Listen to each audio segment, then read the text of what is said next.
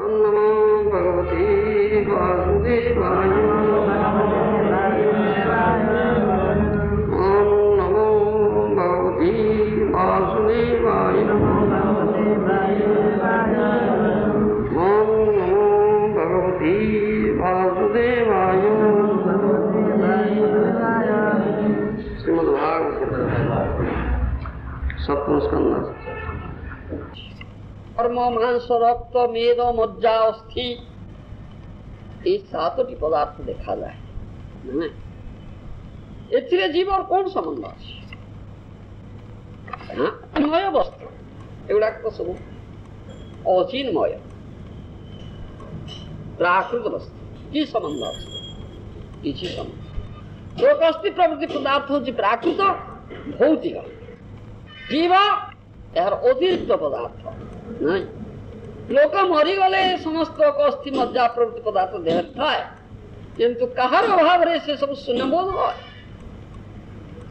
या तो विचार करने दरकार नहीं चक्षु शीतल हो पुत्तलिकार चक्षु सदृश स्थिर रही जाए ना नहीं हस्तपदा भी स्पंदनहीन ही पड़ जाए नहीं बंधु बांधव हाव काश कर मुंड पिटी बहु रोदन कर किंतु विजुक्त देह आउ कहा किसी उत्तर दौ न आहा केड़े गंभीर कथा जो देह बेश विन्यास करी केते केते रमणींकर मनहरण करथिला जो चक्षु अणुवीक्षण यंत्र द्वारा गत काली ध्रुवतार अरुंधतीर दूरता निर्णय करथिला जो कर्ण नानाविध मधुर स्वर संबलित ध्वनि श्रवण करी मोहित होता जो हस्तगत काली खड़ग चर्म बंधुका धारण करी स्वदेश रक्षा शत्रु दमन करुला जो पद केते दिन है काशी क्षेत्र भ्रमण कर फेरी आसला शेष आज कुकुर सुगाड़ार महोत्सव उपकरण हो पड़ी भूपति बुझो ठीक बुझ ए सब कथा विचार पूर्वक जो महाजन आत्मचिंतार व्यस्त न हे महाजन कह महाजन मात्र आत्मचिंता व्यस्त जो महाजन हिसाब से अपना व्यस्त आसन मान खेल काण वैराग्य समय कथा कही था श्मशान वैराग्य जाता है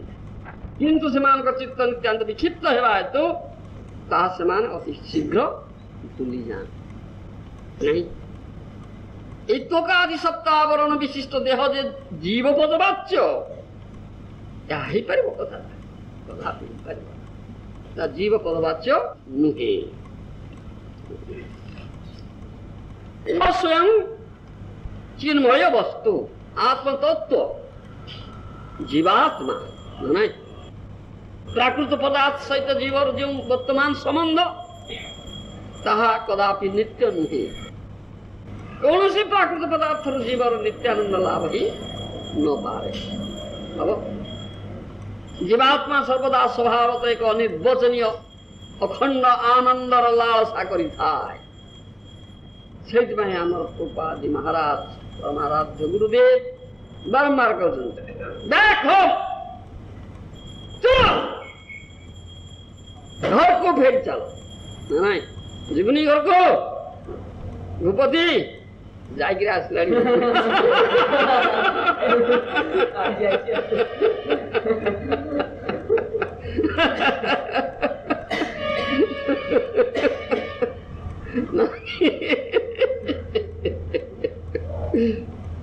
अरे घर का रे हाँ चिन्मय वस्तुर घर हूँ चिदानंदमय धाम हाँ वैकुंठ जगत ना नहीं एठी आमर घर ना नहीं बुझु रे हाँ भलकिर बुझ तेणु भौतिक देह आबद्ध हो अनेक प्रकार अकल्याण है क्षुधा पिपासा प्रभृति छटी विपद सर्वदा जीव को जंत्रणा प्रदान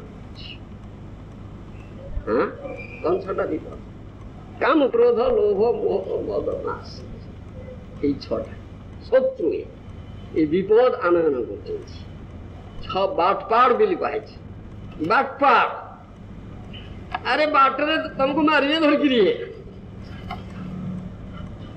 যদি এগুড়াক ଏ ଶତ୍ରୁ ମାନଙ୍କ କବଳରୁ ଉଦ୍ଧାର ନ ପାଇବ ତୁମେ ତାହେଲେ ଜମା ସେ ରାଜ୍ୟକୁ ଯାଇ ପାରିବ ନା। ଭୂପତି ବଲକିର ବୁଝତା ସେ ମୁଣ୍ଡ ଫୁଣ୍ଡ ହଲେଇଲେ ଚଳିବ ନା, କାମ ଠିମାକିରି କରିବା ଦରକାର ନା ନାଇଁ। ଇ ଛୋଟା ବାଟପାଟ ବାଟ ମାରଣା କରୁଛନ୍ତି, ବାଟରେ ଡକାୟତି କରୁଛନ୍ତି, ୟାଙ୍କୁ କବଳ ରକ୍ଷା ପାଇବା ହିଁ ଦରକାର ନା ନାଇଁ। ଏଇଟା କଥା ସର୍ବଦା ଜୀବକୁ ଯନ୍ତ୍ରଣା ପ୍ରଦାନ କରୁଛନ୍ତି ଏଗୁଡାକ ନା ନାଇଁ। ଭୌତିକ ପଦାର୍ଥରେ ଆବଦ୍ଧ ହୋଇ ଜୀବ ଯେତେବେଳେ ସୁଖ ଅନ୍ୱେଷଣ କରେ ସେତେବେଳେ ସେ କଣ ଚାହେଁ? ଇନ୍ଦ୍ରତ୍ୱ, ବ୍ରହ୍ମତ୍ୱ, ଶିବତ୍ୱ ପ୍ରଭୃତି ପଦର ଆଶା କରି ଚିରକାଳ ଦୁଃଖ ପରେ ଦୁଃଖ ହିଁ ଭୋଗ, ସୁଖ ହିଁ ପାଉଛି ନା। জীব মনে করে উচ্চ অট্টালিকা, নানাবিধ উপকরণ, সুন্দরী স্ত্রী, বালকাদি লাভ, শূন্যমিত রাজ্য শাসন, পদার্থ বিজ্ঞানের আবিষ্ক্রিয়া জীবনের উদ্দেশ্য। আহা কি কঠিন ভ্রম! নাস্তিক বিজ্ঞানবিদ পণ্ডিতগণ এবং ভক্তিহীন তার্কিকগণ এই সংসার উন্নতি দ্বারা জীবর পরমায়ু বৃদ্ধি অনন্ত উন্নতির কল্পনা করନ୍ତି। ଆମେ ଆମ ଘର ଏଠି ଆଉ ଆମ ଜାଗା ଏଠି ରହିବା ଆଉ ଜାଣନ୍ତି ନା ଯେ ଏଇଟା ଘର ନୁହେଁ, ଏ ଜୀବର ଆମ ନୁହେଁ ବାବା। କି ଭ୍ରମ ସେମାନେ! ନିରପେକ୍ଷ ଭାବରେ ବିଚାର କଲେ ଗୋଟେ କଥା ଆସୁଛି, ଏଥିରେ ଆସକ୍ତ ହବା ଆଦୌ ଉଚିତ ନୁହେଁ, ଏଥିପ୍ରତି ଅନାସକ୍ତ ହବା ଉଚିତ। ତା କହନ୍ତି ନିବୃତ୍ତି। ବୁଝିପାରୁଛ? ଅବଶ୍ୟ ଏ ଭୌତିକ ଜଗତରେ ଭୌତିକ ପଦାର୍ଥ ମାନ ଯାହା ରହିଛି, ଜଳ ବୈଜ୍ଞାନିକ ଗଣ ତାଙ୍କର ଜଳ ବିଜ୍ଞାନ ଶକ୍ତି ବଳରେ କିଛି তথাকথিত ইন্দ্র তৃপ্তি শারীরিক সুখ সম্ভোগ নিমিত্ত সৃষ্টি করছে, কিন্তু যেতিকি সুখ বা সুবিধা হয়েছে তার অধিকটা দুঃখর উদয় হয়েছে না। ସେଥିପାଇଁ କଣ କରାଯାଏ? କଣ କରିବା ଆମେ? ଯିବା ପାଇଁ ଏଥିରୁ ନିବୃତ୍ତ ହବା କେମିତି? ନାଇଁ, ଯାହା ମିଳିଛି কর্ম দোষରୁ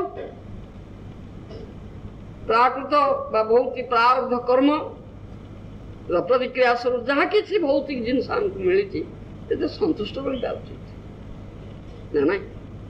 ଅଧିକ ଲାଭ ପାଇଁ ପ୍ରୟାସ କରିବା ଉଚିତ। ତେଣୁ ଯୋଉମାନଙ୍କର ଜ୍ଞାନ ନାହିଁ ସେମାନଙ୍କର ଅନନ୍ତ କାମନା ଅଛି, ବହୁ ଆଶା କରୁଛନ୍ତି ନା ନାଇଁ। ଏମିତି ହବା ସେମିତି ହବା, ଯେମିତି କହିଲେ ବ୍ରହ୍ମତ୍ୱ, ଇନ୍ଦ୍ରତ୍ୱ, ଶିବତ୍ୱ, ମନ୍ତ୍ରୀ ହବା, ମୁଖ୍ୟମନ୍ତ୍ରୀ, ପ୍ରଧାନମନ୍ତ୍ରୀ, ରାଷ୍ଟ୍ରପତି, କେତେ କଥା କାଣ୍ଡ କରୁଛନ୍ତି, ସେ ବହୁ ଆଶା, କିନ୍ତୁ ସେ ଆଶାର ଅନ୍ତ ନାହିଁ। ଆଶା ମତ ହସ୍ତି ସଦୃଶ ଇନ୍ଦ୍ରଲୋକ ବ୍ରହ୍ମଲୋକ ପର୍ଯ୍ୟନ୍ତ ପାଇ ସୁଦ୍ଧା ସେଠୁ ନିବୃତ୍ତ ହଉନି। ତେଣୁ ଏ ଆଶା ବୋଇଲେ ବହୁତ କାମନା, ଏ ହଉଛି ଜୀବର ପ୍ରଧାନ ଶତ୍ରୁ। କଣ କହୁଛି ରେ ମୁକୁନ୍ଦ? ଆଲୋଚନା କଲେ ଦେଖାଯାଏ ପ୍ରବୃତ୍ତି ମାର୍ଗାବଲମ୍ବୀ ପୁରୁଷ ମାନଙ୍କର ଯେଉଁ ଉନ୍ନତିର ଭାବ ତାହା ନିକୃଷ୍ଟ, ଏଥିରେ କିଛି ସଂଶୟ ନାହିଁ। ଆଶା ଯେ ଅନର୍ଥକ ତାହାର ପ୍ରମାଣ ଶ୍ରୀମଦ୍ ଭାଗବତରେ ଅଛି। କୋଉଠି ଅଛି? ଭାଗବତ 8ମ ଅଧ୍ୟାୟରେ ପିଙ୍ଗଳା ଭେଷା କହିଛି, ଆଶା ହିଁ ପରମଂ ଦୁଃଖଂ ନୈରାଶ୍ୟଂ ପରମଂ ସୁଖଂ ଯଥା ସଂଚ୍ଛିଦ୍ୟ କାନ୍ତାସଂ ସୁଖଂ ସୁସ୍ୱାପ ପିଙ୍ଗଳା।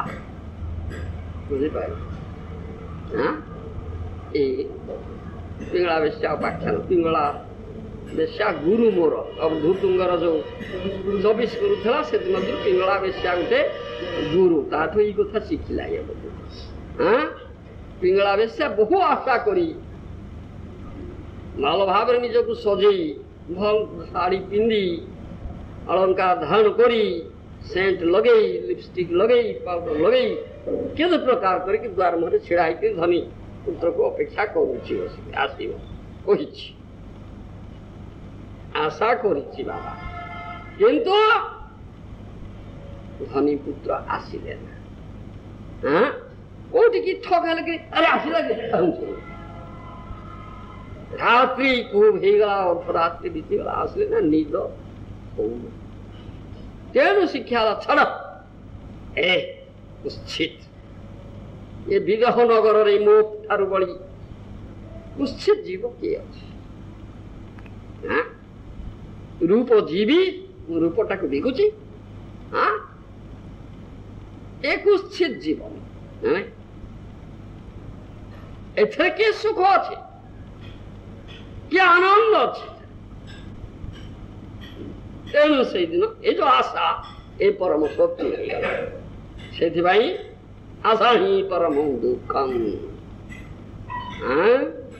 ନୈରାଶ୍ୟଂ ପରମଂ ସୁଖం କହିଲା ମାନେ ଏର ତାତ୍ପର୍ଯ୍ୟ ଗୂଢ ତାତ୍ପର୍ଯ୍ୟ ଭୌତିକ ସୁଖ କାମନା ଯୋଉ ଆଶା କରାଯାଉଛି এইটাই দুঃখ ତେଣୁ ଏଥିରୁ ନିବୃତ୍ତ ହବା ନୈରାଶ୍ୟ ହିଁ ପରମ ସୁଖ ଯଥା ସଂଚ୍ଛିଦ୍ୟ କାନ୍ତାସଂ ସୁଖಂ ସୁସ୍ୱାପ ଯେତେବେଳେ ଆଶା ତ୍ୟାଗ କଲା ନିରାଶ ହେଇଗଲା ସେତେବେଳେ ଯାଇକରି ସୁଖ ନିଦ୍ରା ଗଲା ନହେଲେ ଆଉ ନିଦ ଶୋଇପାରୁନି ଛଟକିନି ହେଲେ ଚଟକିନି ଯାଇକି ଧର୍ମରେ ଅନୁଯାୟୀ କି ନିଦ କୁଶୁନି ଇହଲୋକରେ ଆଶା ହିଁ ମାନବ ମାନଙ୍କର ପରମ ଦୁଃଖ ଏବଂ ନୈରାଶ୍ୟ ହିଁ ପରମ ସୁଖର କାରଣ ଯେହେତୁ ପିଙ୍ଗଳା ବେଶ୍ୟାକାନ୍ତ ସମାଗମ ବାସନା ପରିତ୍ୟାଗ କରି ସୁଖ ନିଦ୍ରା ଲାଭେ ସମର୍ଥ ହେଇଥିଲା ବୁଝିପାରିଲ এই কথা କହିଛି ଯଦିଓ ଏ ଭୌତିକ ପୂର୍ବରୁ ମୁଁ କହିଲି ଏ ଭୌତିକ ଜଗତରେ ଜଡ଼ ଜଗତରେ ଜଡ଼ ବିଜ୍ଞାନୀଗଣ ନାନା ପ୍ରକାର ଜଡ଼ ବୈଜ୍ଞାନିକ ଆବିଷ୍କାର ଉଦ୍ଭାବନ କରି ବହୁ ଇନ୍ଦ୍ରପ୍ରୀତି ମୂଳକ ଏ ଶାରୀରିକ ସୁଖ ସ୍ୱାଚ୍ଛନ୍ଦ୍ୟ ବିଧାୟକ ନାନା ଉଦ୍ଭାବନ ଆବିଷ୍କାର କରିଛନ୍ତି ନାଇଁ କିନ୍ତୁ ଜୀବର କଣ ଲାଭ ହେଇଥାଏ କିଛି ଲାଭ ଜୀବ ତ ଚିନ୍ମୟ ବସ୍ତୁ ତାର କି ଲାଭ ଅଛି ଯାହା ଆମର କୁହାଯାଇଛି ଜୀବର ଯେ ସୁଖ ବା ଆନନ୍ଦ ତା କୋଉଠି যত ভক্তের অধক্ষদে অহেতুক প্রত্যতা জয়াত্মা সুপ্রসিদ্ধতি মানে এটা অধক্ষর বস্তু যে ভগবান জীবের স্বরূপ হয় কৃষ্ণের নিত্য দাস তেণু নিত্য প্রভু যে অধক্ষর বস্তু ভগবান তাঙ্কর সেবারে নিযুক্ত হেলেই যাই জীবাত্মা আনন্দ পাইব নাই নচেত আনন্দ মিলিব না তেণু এ ভৌতিক জগতর নানা উন্নতি কলে জড় বৈজ্ঞানিক জীবর কোন যায় আসে এটাই কথা শ্রীল ভক্তি বিনোদ ঠাকুর কହୁଛନ୍ତି জন্মান্য জনে মহাপুরুষ অনেক তত্ত্ববিদ্যা আবিষ্কার করি নিজকে অনেক বিধির বিধাতা জ্ঞান করি দিনে সন্ধ্যারে নিজ পুস্তকাগারে উপবেশন করি কহিলে হায় মু সমস্ত পদার্থ বিদ্যার নূতন সত্য আবিষ্কার করিছি এপরি প্রসিদ্ধি ଅଛି কিন্তু ফলত মু কি শিক্ষা করছি সাধারণ মূর্খ সহিত মোর কোন কিছু ভেদ ଅଛି সেতବେଳେ ସେ ଅନେକ ଆଲୋଚନା କରି କହିଲେ ମୋର ବିଶାଳ ଜ୍ଞାନ ହେଇଛି ଯେହେତୁ ଆଜି ମୁଁ ଜାଣିପାରିଲି କୌଣସି ଗୋଟେ ସ୍ୱରୂପ ସତ୍ୟ ମୁଁ ଜାଣିନି এই বৃত্তান্তটি ফার্স্ট নামক এক গ্রন্থে বর্ণিত ଥିଲା উদ্ধার করে ভক্তি বিনোদ ঠাকুর ଶ୍ରୀମଦ୍ ଭାଗବତ ଦ୍ୱିତୀୟ ସ୍କନ୍ଧ ଦ୍ୱିତୀୟ ଅଧ୍ୟାୟ ବର୍ଣ୍ଣନା ଅଛି ଶାବ୍ଦସ୍ୟ ହି ବ୍ରହ୍ମଣ ଏଷ ପନ୍ଥା ଜନ୍ନାମଭିର୍ଧ୍ୟାୟତି ଧୀର ଅପାର୍ଥୈ ପରିଭ୍ରମଂସ୍ତତ୍ର ନ ବିନ୍ଦତି ଅର୍ଥାନ୍ ମାୟାମୟୀ ବାସନୟା ଶୟାନ। ବୁଝିପାରେ ବେଦର ଉପସ୍ଥାପନ ପନ୍ଥା ଏପରି ଭ୍ରମୋତ୍ପାଦକ ଯେ ଲୋକମାନଙ୍କର ବୁଦ୍ଧି ସ୍ୱର୍ଗଲାଭ ଆଦି ଅର୍ଥଶୂନ୍ୟ କଥା ପ୍ରତି ପ୍ରଧାବିତ হয়। ବଦ୍ଧଜୀବ ସ୍ୱର୍ଗ ସୁଖ ଉପଭୋଗର ସ୍ୱପ୍ନ ଦେଖେ, କିନ୍ତୁ ପ୍ରକୃତରେ ସେ ସବୁ ସ୍ଥାନରେ ସେ ସେପରି କୌଣସି ବାସ୍ତବ ସୁଖ ଉପଭୋଗ କରିପାରେ ନା। ଯାହା ଭଗବତ ଧାମ ଚିନ୍ମୟ ଆତ୍ମାର ସ୍ୱଗୃହ ସେଠିକି ନଗଲେ ପ୍ରକୃତ ସୁଖ ଆନନ୍ଦ ମିଳିବ କେମିତି?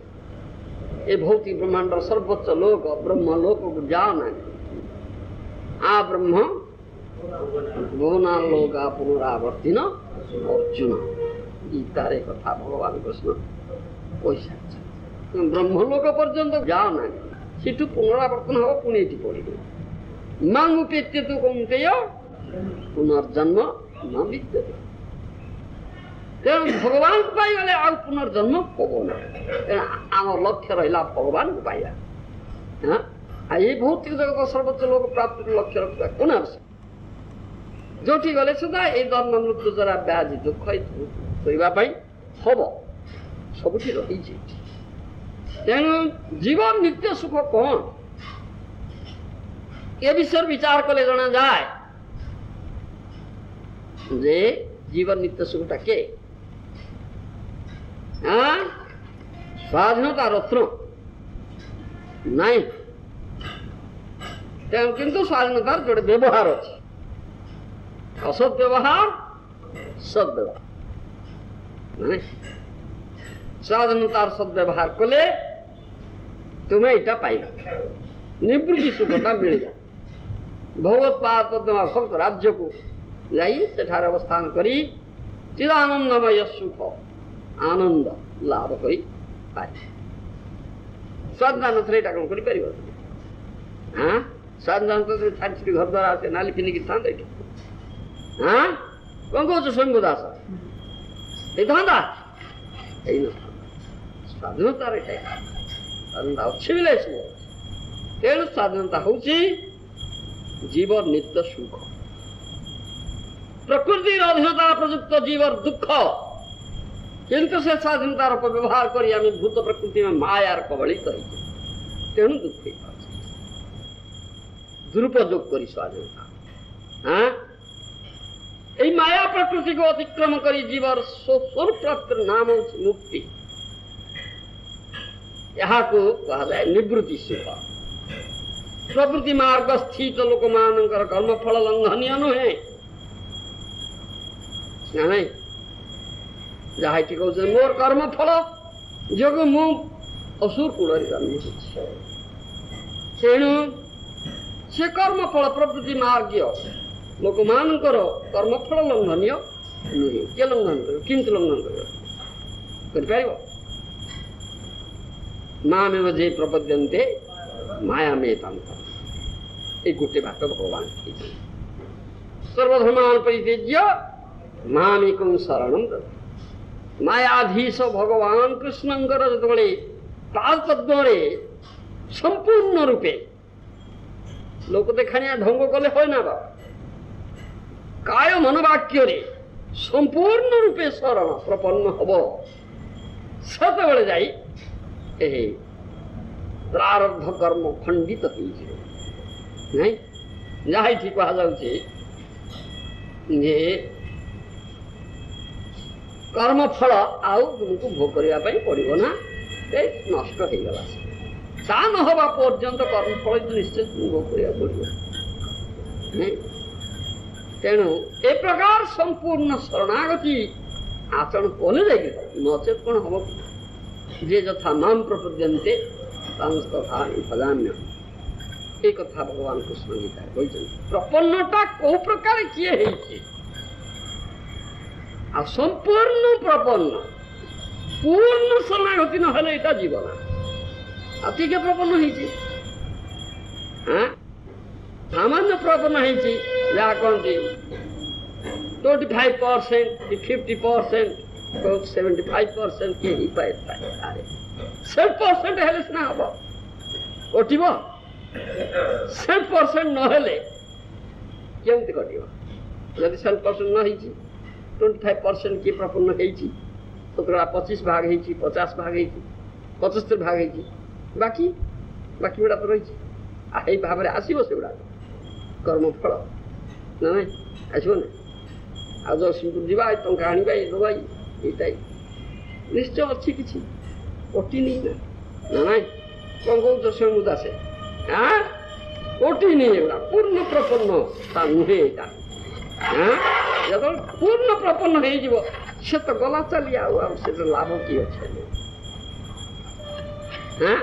ଭଗବାନ କୃଷ୍ଣ କେଡ଼େ କରୁଣାମୟ, ଯୋଗକ୍ଷେମ ଭାମ୍ୟହମ୍ ଯେତେବେଳେ କହିସାରିଲେଣି, ଆଉ ଅଧିକଟା କ'ଣ କହିଥାନ୍ତି? କିନ୍ତୁ ଆମର ବିଶ୍ୱାସ ନାହିଁ ସେ। ତେଣୁ ନାହିଁ ଏଟାକ ଅଛି, ଏଟାକୁ ଆଗ କାମଟା ଟିକେ ସାରିଦେବା, ଏଇଟା ଆମର ବିଚାର ଆସେ। ତେଣୁ ଆମେ ପୂର୍ଣ୍ଣ ପ୍ରପନ୍ନ ହେଇନି। ସେଥିପାଇଁ କିଛି ପ୍ରପନ୍ନ ହେଇଛୁ, ତା ନ ହେଇଥିଲେ କ'ଣ ହେଇଥାନ୍ତି? ପ୍ରପନ୍ନତା ପୂର୍ଣ୍ଣତା ପ୍ରାପ୍ତି 100% ହେଇନି, ହେଇଥାଇପାରେ 50%, 75% ହେଇପାରେ, 25% ଅଛି, ଯିବ କରିବା। ତେଣୁ ସେଇଟା ଆସିବ। ସେଥିପାଇଁ ପୂର୍ଣ୍ଣ ପ୍ରପନ୍ନ ହବା ହିଁ ଉଚିତ। ବୁଝିପାରୁଛ? ସେଇଟା ସେଥିପାଇଁ ଏଠି କୁହାଯାଉଛି ଯେ ମାୟା ମୁକ୍ତିର ସମ୍ଭାବନା ନାହିଁ ଯେ ପର୍ଯ୍ୟନ୍ତ ତୁମେ ପୂର୍ଣ୍ଣ ପ୍ରପନ୍ନ ମାୟାଧୀଶଙ୍କର ଚରଣରେ ନ ହେଇଛ। ଅଦେ ପ୍ରବୃତ୍ତି କଦାପି ନିବୃତ୍ତି ପ୍ରସବ କରିବାକୁ ସମର୍ଥ ହୁଏ ନା। ଏଗୁଡ଼ାକ ସବୁ ହେଇଯାଉ, ତାପରେ ହେଇଯିବା, ସେ ପାଠ ନାହିଁ। ପ୍ରବୃତ୍ତି କଦାପି ନିବୃତ୍ତି ପ୍ରସବ କରିବାକୁ ସମର୍ଥ ହୁଏ ନା। ତେବେ ଯଦି ଭାଗ୍ୟକ୍ରମେ କୌଣସି ପ୍ରବୃତ୍ତି ମାର୍ଗୀୟ ପୁରୁଷ ପ୍ରବୃତ୍ତି ପ୍ରତି ଅପବୃତ୍ତି ଜନ୍ମେ, ତାହେଲେ ତାହାର ଶୁଭ ଫଳ ଲାଭ। ଏହିପରି ଭାବରେ ଅନେକ ପୁରୁଷ ମାୟାମୁକ୍ତ ହେଇଛନ୍ତି। ନାଇଁ, এইটা হচ্ছে ব্রহ্মাণ্ড ভূমিতে কোন ভাগ্যবান জীব গুরু কৃষ্ণ কৃপাতে পায় ভক্তিলতা। ও অজ্ঞাত সুকৃতি ଥିଲେ সেটা কাম দব, নথিলে কোন কাম দব। এইটা তেণু ଯେଉଁମାନେ ଭଗବତ ବହିର୍ମୁଖ ସେଇମାନେ ଏ ମାଇକ ଜଗତ ପ୍ରତି ଆକୃଷ୍ଟ ହେଇଯାନ୍ତି, ଏଥିରେ ପ୍ରବୃତ୍ତ ହେଇଯାନ୍ତି। କିନ୍ତୁ ଯେଉଁମାନଙ୍କର ସ୍ୱରୂପ ଉପଲବ୍ଧି ହେଇଛି, ଯେଉଁମାନେ ସ୍ୱରୂପ ଉପଲବ୍ଧି କରିଥାନ୍ତି, ସେମାନେ କ'ଣ ଏଥିରେ ପ୍ରବୃତ୍ତ ହୁଅନ୍ତି? ସେମାନେ କ'ଣ ଭାବନ୍ତି ଏ ଜଗତ ଠାକୁର?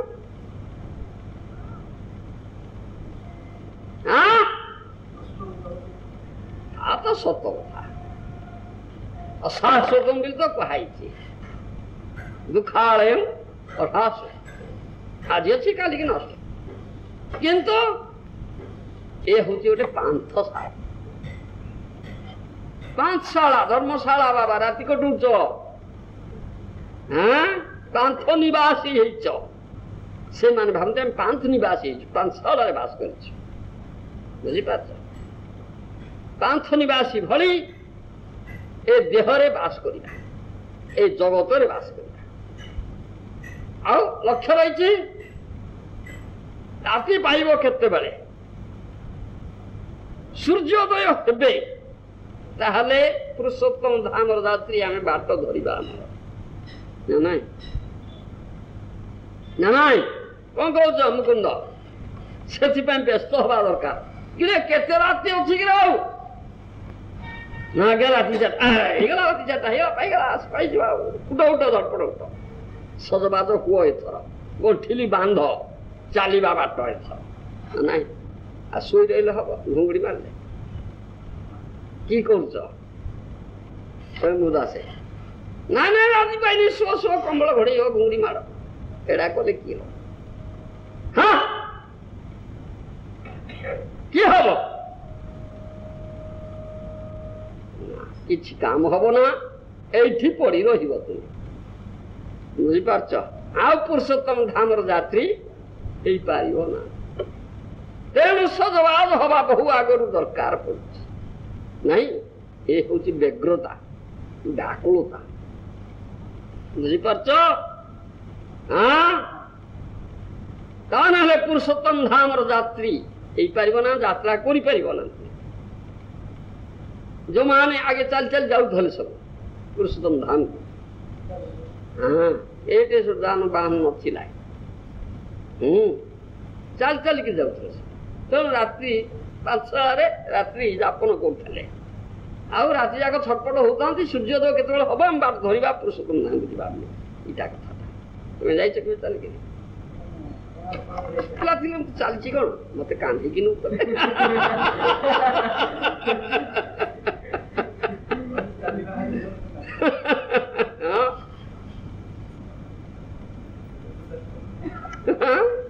ଚାଲିକିରି ଆମେ ଦଳବଦ୍ଧ ହେଇକିରି ସବୁ ଏମିତି ରାତି କଟେଇ 5ଟାରେ ଯାଉଥିଲେ। ମୋର ମନେ ଅଛି, ଅବଶ୍ୟ ମୁଁ ଭୁଲି ନା, ମୋର ମନେ ଅଛି। ତେବେ କିଛି ବାଟ ଚାଲେ, ଛୋଟ ପିଲା ହେଇଥିଲେ କାନ୍ଦାନ୍ତି। ଏ ଯାତ୍ରା ଅଛି। ଯାହା ହଉ, ସେମାନେ ପଥ ମଧ୍ୟରେ କୌଣସି ଗୃହରେ ବାସ କରି ରାତ୍ରି ଯାପନ କରନ୍ତି ଏବଂ ଅରୁଣୋଦୟକୁ ଅପେକ୍ଷା କରନ୍ତି। ଠିକ୍ ସେହିପରି ତୁମମାନେ ଏ ପ୍ରାକୃତ ଦେହରେ ଅଜ୍ଞାନ ରୂପ ରାତ୍ରି ଯାପନ କରି ଜ୍ଞାନ ରୂପକ ସୂର୍ଯ୍ୟର ଅପେକ୍ଷା କର।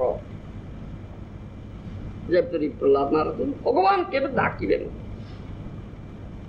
ଡାକରାକୁ ଅପେକ୍ଷା ରଖିବା ଦରକାର। ପାନ୍ଥ ନିବାସ ପ୍ରତି ଆକୃଷ୍ଟ ହୋଇ କୌଣସି ମୂର୍ଖ କଣ ତାର ଉନ୍ନତିର ଚେଷ୍ଟା କରେ? ଏଠି କାହିଁ ଚେଷ୍ଟା କରୁଛି ଏମିତି କରିବା ସେମିତି କରିବା ସେମିତି କରିବା? ସେଟା ପାନ୍ଥ ନିବାସ ରାତି କଟୁଛି। ବାବା ଆମେ ତ ପୁରୁଷୋତ୍ତମ ଧାମକୁ ଯିବା, ଆମର କଣ ଦରକାର ଏଠି ଯା ତାହା ହେଲା। ଯେଉଁ ପୁରୁଷ ପଞ୍ଚଭୌତିକ ପାନ୍ଥ ନିବାସର ସୃଷ୍ଟି କରିଛନ୍ତି ସେ ଆର ପାଳନ କର୍ତ୍ତା। ଆମର ମୁଣ୍ଡ ବସିବାର କଣ ଆବଶ୍ୟକ ଅଛି?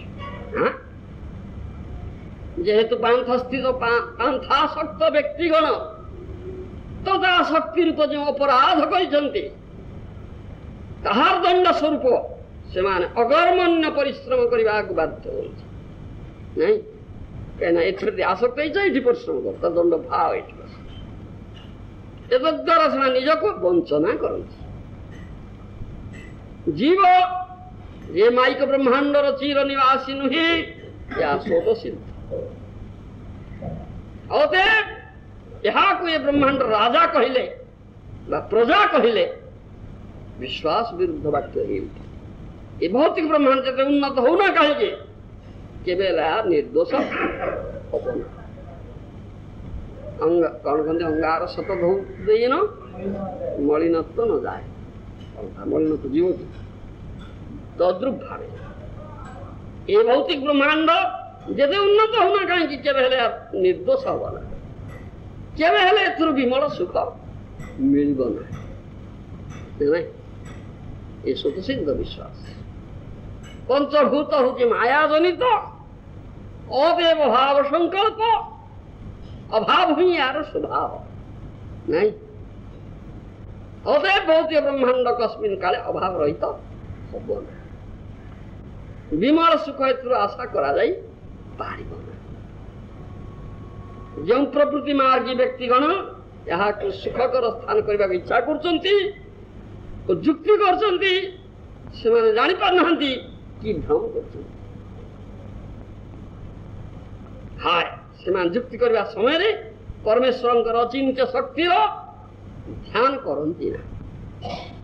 ଏ ପ୍ରାକୃତ ଜଗତ ଯେ କ୍ରମେ ଅପ୍ରାକୃତ ହବ, ଏହାର ପ୍ରୟୋଜନ କୋଉଠି ଅଛି? ପ୍ରୟୋଜନଟା ବା କଣ? ପ୍ରାକୃତ ଜଗତ ଯେ କସ୍ମିନ୍ କାଳ ପ୍ରାକୃତ ସ୍ୱରୂପ ହବ, ଏପରି କେବେ ହେଲେ ସ୍ୱୀକୃତ ହେଇ ପାରିବ ନା। ଭଗବାନ ଜଗଦୀଶ୍ୱର ମଙ୍ଗଳମୟ, ସର୍ବମଙ୍ଗଳମୟ। ସେ କାହିଁକି ଅକାରଣରେ ଆମମାନଙ୍କୁ ଏ କ୍ଲେଶମୟ ଦେଶରେ ସ୍ଥାପିତ କରାଇ ବିପଦ ଜାଲରେ ପକେଇବେ? ତାଙ୍କୁ କାହିଁ ଦୋଷ ଦେବା? ଏଠି ପାଇଛି ମୂର୍ଖ ଗୁଡା ଦୋଷ ଦଉଛି। ତାଙ୍କର ଏ ସ୍ୱଭାବ ନୁହେଁ। ସୁହୃଦଂ ସର୍ବଭୂତାନାଂ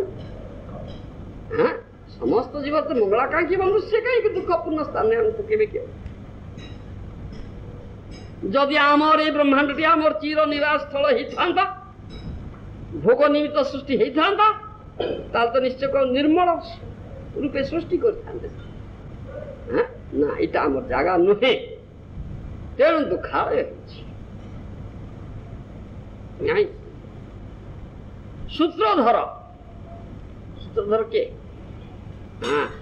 काष्ठ बटाड़ी व्यतीत कौन सी विषय निर्माण करने को सक्षम हो पार कुमार लौह हाथुड़ी अग्नि व्यतीत किसी कर कुंभकार कुराल चक्र मृत्तिका प्रवृत्ति उपकरण व्यतीत किसी कर सब दरकार किंतु परमेश्वर कौन है कार साहाय्य किसी उपकरण किसी दरकार कर से कौन मानव बुद्धि मान वृद्धि और फल सृष्टि व्यतीत ये जगत को उन्नत करें ना इच्छा कले आहा जो महापुरुष इच्छा मात्रे ही असत जगत को उत्पत्ति करिसंती से कार्य करने को इच्छा कले कौन कौन सी प्रकार जंत्र प्रयोजन हम जे समस्त चैतन्य जड़ जंत्र आदि नियंता तांकर संकल्प केबे हेले गौण सिद्ध होई न पारे ए जगत जे चिरकाल असिद्ध अभाव पूर्ण होई रहिबो यही तांकर इच्छा न हेले यार अवस्था एपरी ही न थांता जीवर प्राप्य आउ गोटे धाम अछि चिदानंदमय धाम एक यदि स्वीकार न करा जाए ताहले कौन सी विशुद्ध सिद्धांत स्थापित हो पार शास्त्र जुक्ति आत्मा प्रत्यक्ष दृष्टि द्वारा ये प्रतिपन्न हो जीव से अद्भुत प्राकृत धाम आशा करवा उचित जो आशार कथा ये प्रहलाद केवे भगवान मत डाकिबे कबे हबे बोलो से सुदिन आमा तुम वरदर्शव कामानं हृदय संग्रहं भवत ऋणी वरं प्रहलाद महाराज जदि आपण इच्छा कर आपण सर्वोत्तम वर प्रदानकारी अटंती इच्छा कर मत किसी वर दवापाई ताहले मोर प्रार्थना मोर हृदय अंतरतम प्रदेश कहूची आपण यदि कृपा करंतु जेपरि कस्मिन काले मोठारे कौन प्रकार भौतिक कामना जागृत न रही न भौतिक कामना से माने भौतिक जगत प्रति तुम आसक्त माया प्रति आसक्त से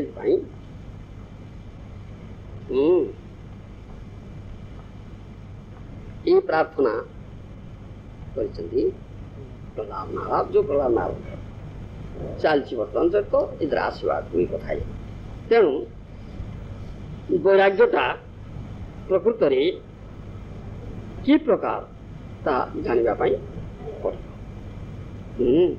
जे भगवान निकट आवेदन करती अन्य दुख सर्वजीवर आध्यात्मिक क्लेश दूरीकरणार्थ से ही वैष्णव पदवाच्य महापुरुष अन्य माने स्व विमुक्ति पवित्र हरिदासंकर कथा आम देखू आहा तांकर चरित्र केड़े मोहनीय तालोचना करे क्यों दुर्भाग्य पुरुषर भगवत भक्ति उदय न हो जब स्वजातीय पाषुणगण पीड़ा दौले से आध्यात्मिक दुख दुर्दशा देखी सजल नेत्रे भगवान यही प्रकार प्रार्थना करते हे जगदीश्वर हे गोपीजन वल्लभ पीड़नकारी पुरुषगण आपणकर गंभीर लीला अवगत न होई आपणकर दास प्रति जो अत्याचार करछंती तापण विशाल कृपा द्वारा क्षमा करन एवं सेमानकर अंतकरण रे भक्ति रस उदय करान जाहले जीव आ जीव प्रति पीड़ा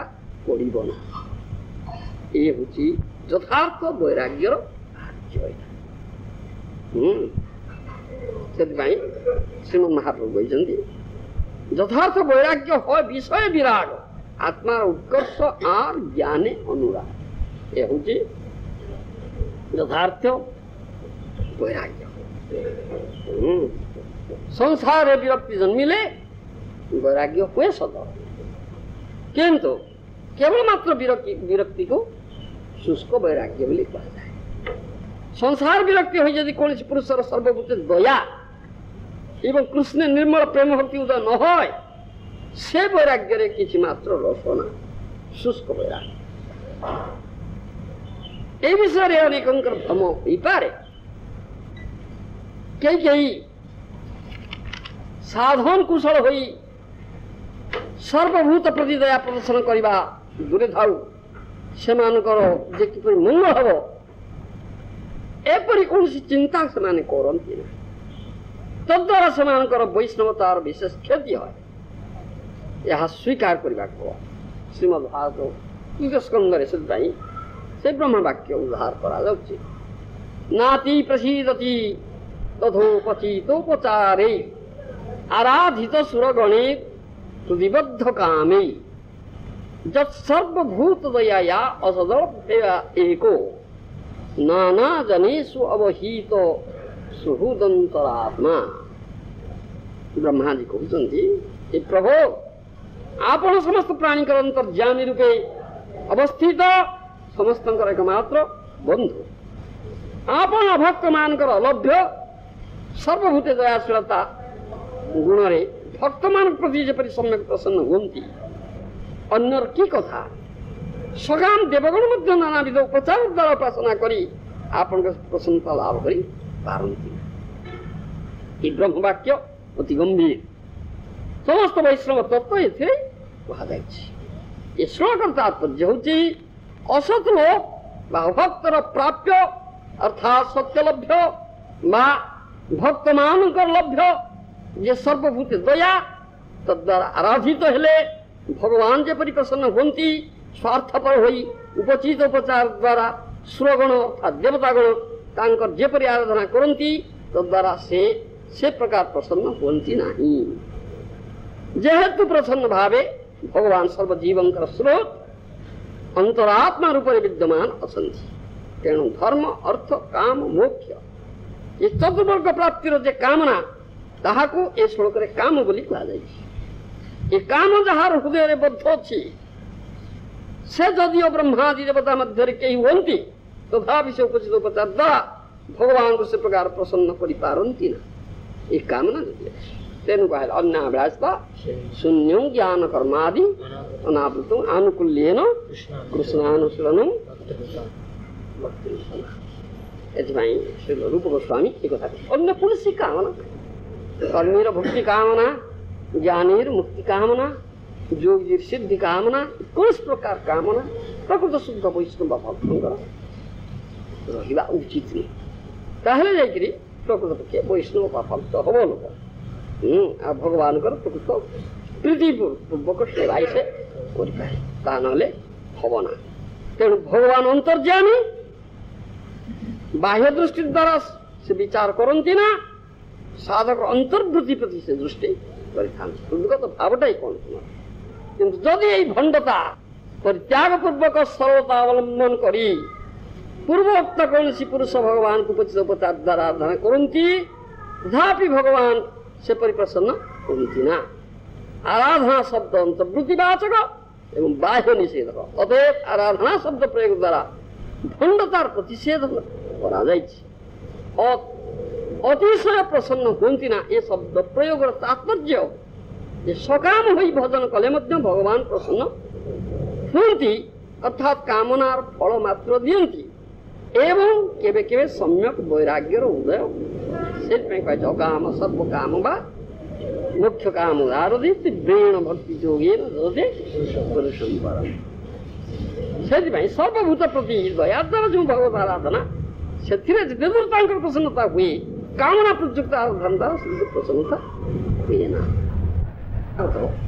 तत्र स्कंदरे कहा जाय जत्रानुरक्ता सहसैव धीरा व्यपोष्य देहादिषु संगमूढं गजन्ति तत् पारमहंस्यमन्त्यं जस्मिन्नहिं सोपशाम स्वधर्म। एक था श्रीमद्भागवत प्रथम स्कंद अष्टादश अध्याय 22 श्लोक कहे अर्थात बुद्धिमान जनगण जे ଶ୍ରୀକୃଷ୍ଣଙ୍କ ଠାରେ ଅନୁରକ୍ତ ହୋଇ ସହସା ଦେହ ଆଦିରେ ଆସକ୍ତି ପରିତ୍ୟାଗ କରି ଯେଉଁ ଆଶ୍ରମରେ ମାଶ୍ଚର୍ଯ୍ୟ ଆଦି ରହିତ ଭୋଗନିଷ୍ଠା ହିଁ ସ୍ୱାଭାବିକ ଧର୍ମ, ସେ ସମସ୍ତ ଆଶ୍ରମର ଚରମ ସୀମା ସ୍ୱରୂପ ସେଇ ପାରମହଂସ ଆଶ୍ରମକୁ ପ୍ରାପ୍ତ ହୋଇଥାଏ। ଏ ବଡ଼ ଗୁଡ଼ କଥା, ଯିବା ପାଇଁ ପଡ଼େ। एकमात्र धीर पुरुषगण ही स्वयं भगवान परात्पर श्रीकृष्ण ठारे अनुरक्त हुअन्ति। जहाँ श्रीमद् भगवद गीतार कहाई धीरस्तत्र न मुह्यति। जे श्रीकृष्ण ठारे अनुरक्त तांकर जड़ाभिनिवेश नथिबा हेतु देहादि अभिमान तो परित्यक्त ही पड़े। देह धारणाटा अति प्रबल, एतु मुक्त होबार सहज व्यापार नुहे।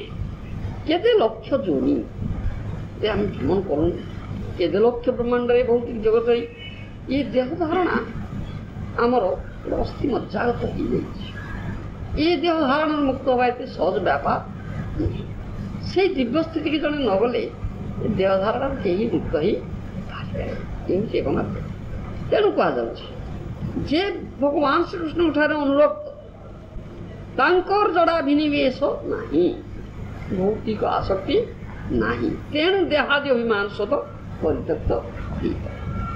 सुतरां से प्रापंचिक जन्म ऐश्वर्य पांडित्य सौंदर्य आदि अभिमान विमुक्त हुई निष्किंचन परमहंस पदवाच्य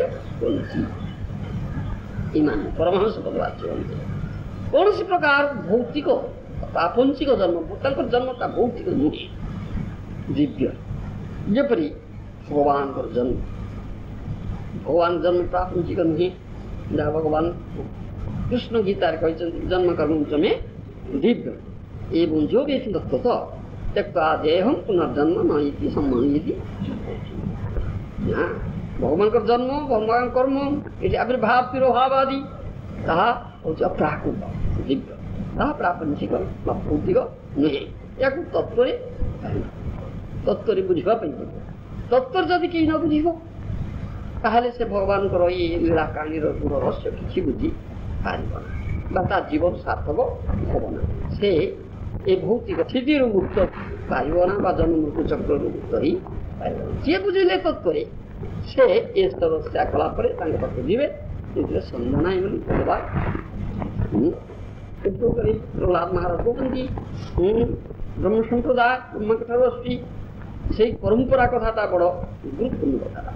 परंपरा को छाड़ी मन ढंगे के भगवान को भगवान जो मैंने गोष्ठी आनंदी से प्रचार करने लोक समाज को आसते से स्थितिर परमहंस स्थितिर किंतु से द्वितीय स्तर को मध्यम अधिकारी स्तर को ओल्ही स्टेप डाउन मानव अच्छा से कथा से शिक्षा दे पार जो मैंने शिक्षा देवे प्रचार करेंगे से मध्यम अधिकार स्तर को आसते एवं तदनुसार व्यवहार करते मध्यम अधिकारी स्तर रही कथा बाली से कृपा ये मूर्खटा जहाँती मूर्खटा यार कि कान ज्ञान ना तेणु तापर कृपा ही कर आउ द्वेषी उपेक्षा जो माने बहुत विद्वेषी भक्त विद्वेषी से उपेक्षा कर एवं जो माने भक्त से मित्रता कर बंधुता ही कर प्रकार व्यवहार से अच्छी साधारण लोकों से आचरण कर शिक्षा दिखाई से आसती लोक समाज मध्यम अधिकारी से कही जे भागवत गला वृश्चिक और सर्प देखिले मारी जा जो हरदास ठाकुर विराट सर्प था अति भयंकर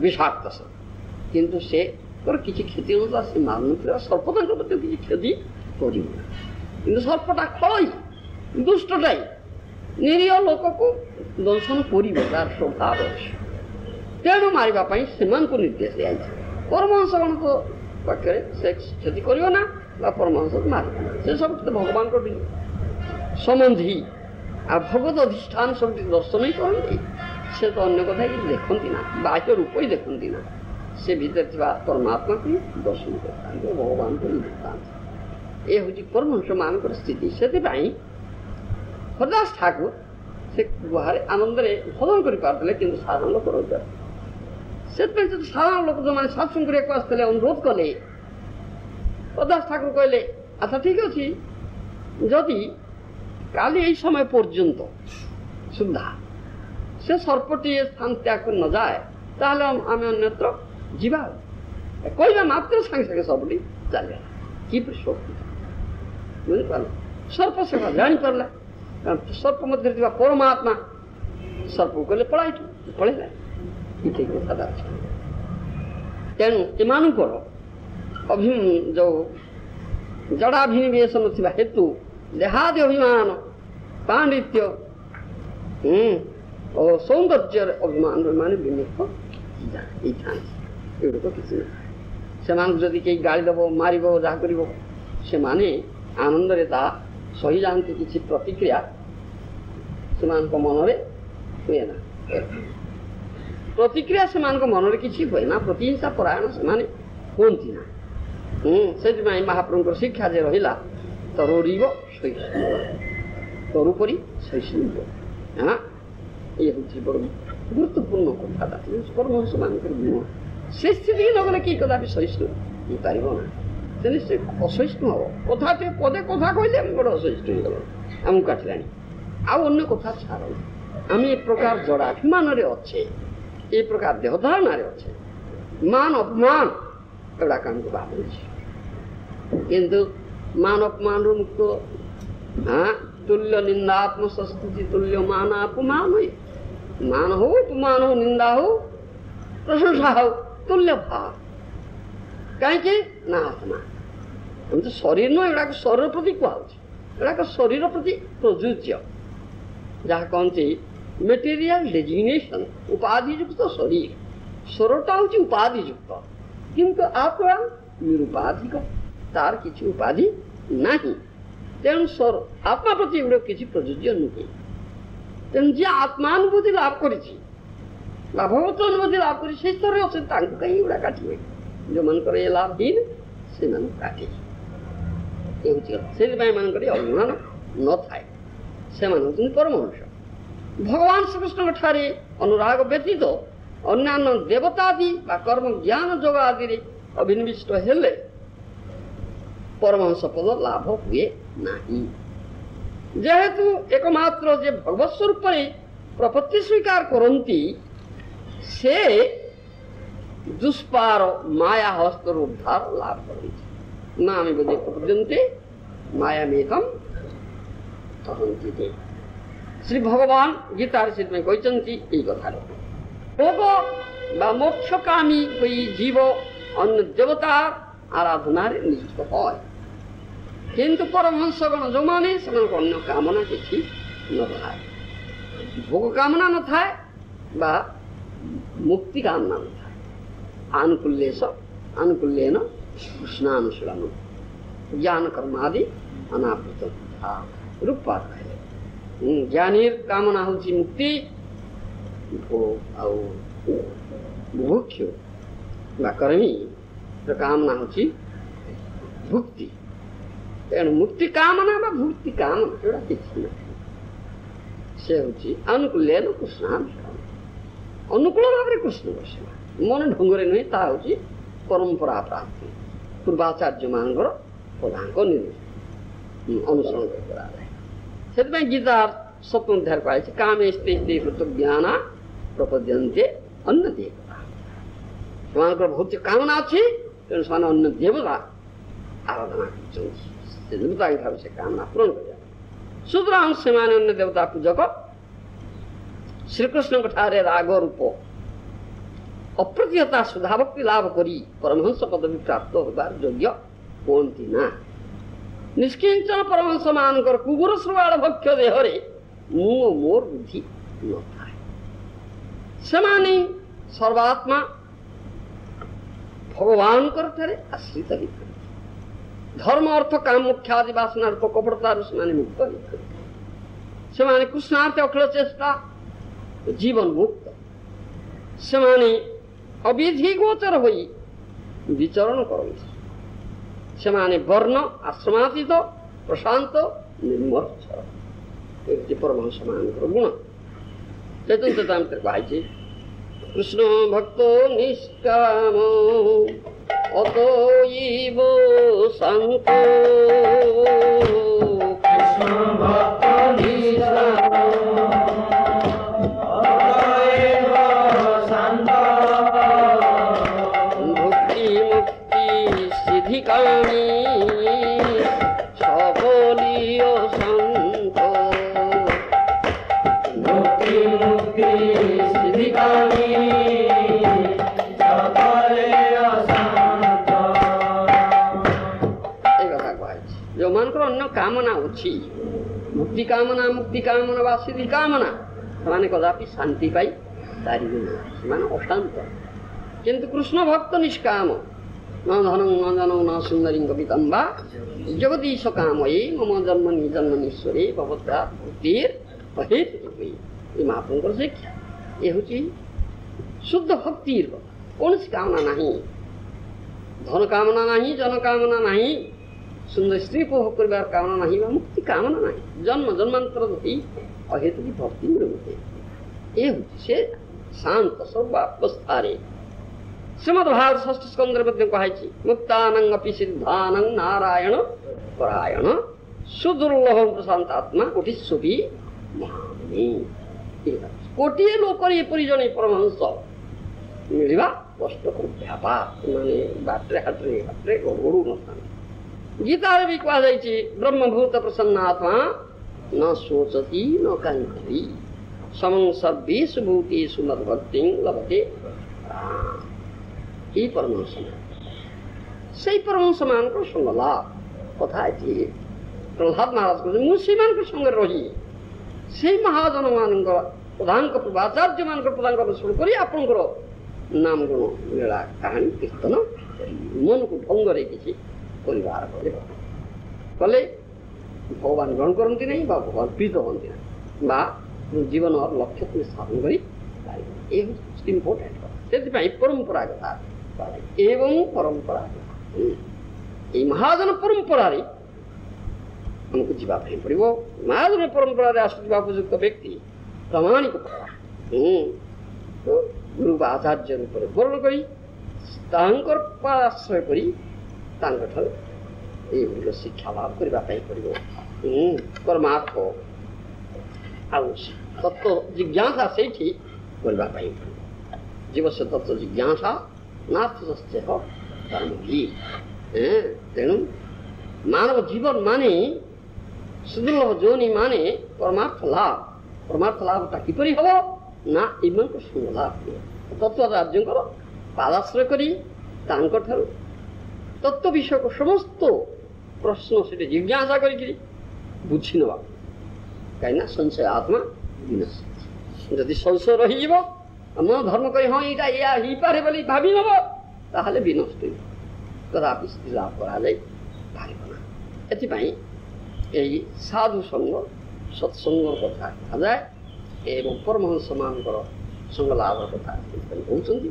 ସେମାନେ ଯେମିତି ଦେଖେଇ ଦେଇଯାଇଛନ୍ତି ବାଟ ସେଇଟା ମନକୁ ନିଜେ ତିଆରି କରିବାର କିଛି କଥା ନା, ନୂତନ ଢଙ୍ଗରେ କରିବାର କିଛି କଥା ନାହିଁ। ଏଇଟା ହେଉଛି କଥା। ଅନେକ କହନ୍ତି, ଅନେକ ଯେଉଁମାନେ ମନ ଧର୍ମୀ ସେମାନେ ସ୍ୱୀକାର କରନ୍ତି ନା, ସେମାନେ ନାନା ପ୍ରକାର ଯୁକ୍ତି କରନ୍ତି କିନ୍ତୁ ଅଚିନ୍ତ୍ୟ ଫଳନ୍ତି ବାବା ନସ୍ତୁ ତର୍କେଣ ଯୋଗାଏ। ଯେ ଅଚିନ୍ତ୍ୟ ଜିନିଷ ସେଥିରେ ତର୍କ ଯୋଗ କରିବାର କୌଣସି ଆବଶ୍ୟକତା ନାହିଁ। ତାହାକୁ you accept it as it is, ଯଥାର୍ଥ ଗ୍ରହଣ କରିଥାଏ। ପରମହଂସମାନେ ଆଚାର୍ଯ୍ୟଗଣ ପୂର୍ବାଚାର୍ଯ୍ୟଗଣ ଯେପରି କହିଛନ୍ତି ତାଇକି ଗ୍ରହଣ କରିଥାଏ। ବୋଧଗମ୍ୟ ହଉନାହିଁ ଆଚାର୍ଯ୍ୟଙ୍କ ପାଖକୁ ଯାଇ ବିନୟ ସହକାରେ ପ୍ରଶ୍ନ କର, ତାଙ୍କ ସେବା କର, ତାଙ୍କୁ ସନ୍ତୁଷ୍ଟ କର। ସେ କୃପା କଲେ ଏଗୁଡ଼ିକ ତୁମେ ବୁଝ। ଯାହା ଉପନିଷଦରେ କୁହାଯାଇଛି ଯସ୍ୟ ଦେବେ ପରାଭକ୍ତି ଯଥା ଦେବେ ତଥା ତସ୍ୟୈତେ କଥିତାସ୍ଥା ପ୍ରକାଶସ୍ତେ। ଯାହାଙ୍କର ଭଗବାନ ଠାରେ ଭକ୍ତି ଯେପରି ଅଛି ତଦ୍ର ଭକ୍ତି ଗୁରୁଦେବ ସାକ୍ଷାତ ଧରିତ୍ୱେନ ସମସ୍ତ ଶାସ୍ତ୍ରୀ। এই গুরুপাষ্টকে আমি গান করছি। সে গুরুদেব সাক্ষাৎ করি অর্থাৎ से आश्रय विग्रह भगवान भगवान होचंती जे कृष्ण से विश्व विग्रह भगवान अद्वैत तत्व किंतु गुरुदेव होचंती आश्रय विग्रह भगवान दुई भगवान से गुरुदेव को सहायता रे तुम्हें विश्व विग्रह भगवान पाखे पहुंच पार मन ढंगर के पहुंची पाइबे ना आ भगवान जो स्थिति रे अछंती गुरुदेव से स्थिति रे अछंती साक्षात परितेन समस्त शास्त्र युक्त तो शास्त्र रे कथा कहै छै एटा मनगडा कथा नुहे आचार्य माने महाजन गणमत ताही करछन्ति से प्रधान कथा अनुसरण करछन्ति आमे ई अनुसरण करिबाई उचित सीते कथा कहै छै तांकर सेवा तद्विधि प्रणिपातेन परिप्रश्नेन सेवया उपदिक्षन्ति ते ज्ञानं ज्ञानिनो तत्तस्य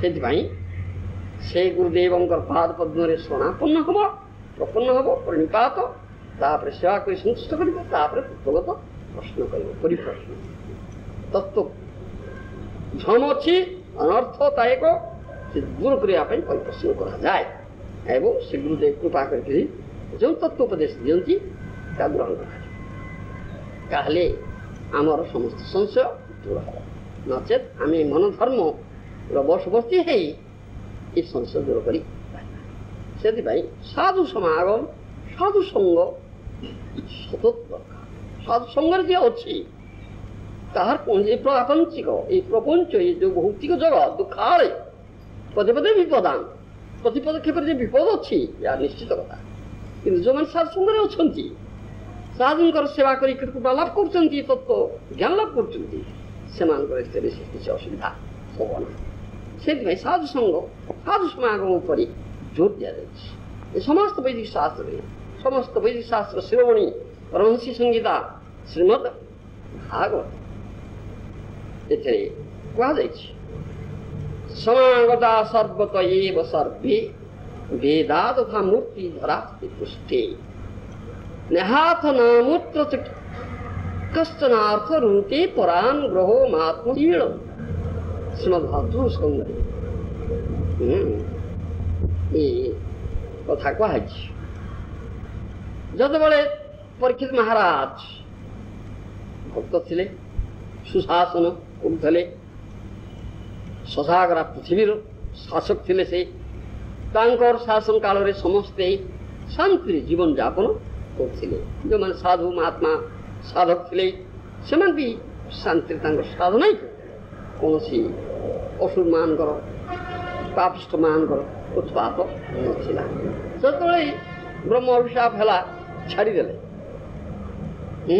ରାଜକାର୍ଯ୍ୟ ଛାଡ଼ିଦେଲେ ରାଜକାର୍ଯ୍ୟ ଛାଡ଼ିଦେଲେ ଗଙ୍ଗା କୂଳରେ ବସି ପଡ଼ିଲେ ସାଧୁମାନେ ଆସିଗଲେ ସେଥିପାଇଁ ଆହା ଏମାନଙ୍କର ଏଇ ମହାରାଜଙ୍କର ଶାସନ କାଳରେ ଆମେ ଆନନ୍ଦରେ ଆମର ସାଧୁ ଭୋଜନ କରୁଥିଲେ ଇଏ ଛାଡ଼ିଦେଲେ ମାନେ ଅସୁବିଧା ହେଇଯିବ ସେଠି କଥା କୁହାଯାଇଛି ସେଇ ସମୟର କଥା ତ୍ରିଭୁବନର ଉପରିଭାଗସ୍ଥ ସତ୍ୟଲୋକ ସ୍ଥିତ ମୂର୍ତ୍ତିମାନ ବେଦ ସକଳ ସଦୃଶ ଆପଣମାନେ ସମସ୍ତେ ସବୁ ଦିଗରୁ ଏ ସ୍ଥଳରେ ସମବେତ ହେଇଛନ୍ତି ପରୀକ୍ଷିତ ମହାରାଜ କାରଣ ଅନ୍ୟ ପ୍ରତି ଅନୁଗ୍ରହ କରିବା ହିଁ ଆପଣମାନଙ୍କର ସ୍ୱଭାବ ସାଧୁ ସ୍ୱଭାବ ପ୍ରତି ଜୀବ ପ୍ରତି ଦୟାଇ ସାଧୁମାନେ ସର୍ବଭୂତ ହିତେ ରତା ନିଃସ୍ୱାର୍ଥ ପର ଅନୁଗ୍ରହ ବ୍ୟତିରେକେ ଆପଣମାନଙ୍କର ଅଧିକ ପାରତ୍ରିକ କୌଣସି ପ୍ରକାର ପ୍ରୟୋଜନ ନାହିଁ ସାଧୁମାନେ ସେଥିପାଇଁ ଆସନ୍ତି ତାତ୍ପର୍ଯ୍ୟ ହେଉଛି ଶ୍ରୀ ଚୈତନ୍ୟ ଚରିତାମୃତ ମଧ୍ୟ ଲୀଳାରେ ମଧ୍ୟ କୁହାଯାଇଛି ସେଇ କଥା ଆମା ନିସ୍ତାରିତେ ତୋମା ଇହା ଗೋ ମନ আমা নিস্তারিতে তোমার ইহা গমন পরম দয়ালু তুমি অতীত পাবন পরম দয়াল তুমি অতীত পাবন